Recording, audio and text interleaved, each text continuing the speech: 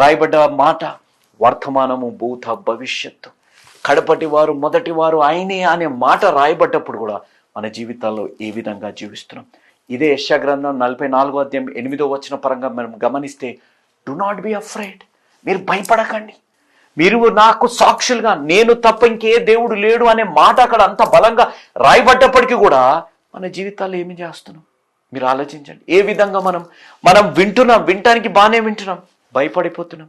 మనం ఇది అబ్బా ఎంత బలమైన మంచి వాగ్దానం ఉంది కదా అని అనుకుంటున్నాం, భయపడిపోతున్నాం. మన జీవితాల్లో ప్రతిరోజు వాగ్దానాలు, ప్రార్థనలు చేసినా మన జీవితాల్లో భయం అయిపోతుంది. మన జీవితాలు వేటితో మనం పోరాడే విధంగా ఉన్నాం ఆలోచించండి. శోధనలతో పోరాడుతున్నామా? సూపర్స్టిషియస్ ఆచారాలతో మనం పోరాడుతున్నామా? మతపరమైన వాటిలతో మనం పోరాడుతున్నామా? ఈ విధంగా పోరాడే విధంగా కలపటి వారు మొదటి వారైన యేసయ్య మన జీవితాల్లో ఉన్నారు అని తెలిసినా సృష్టికర్త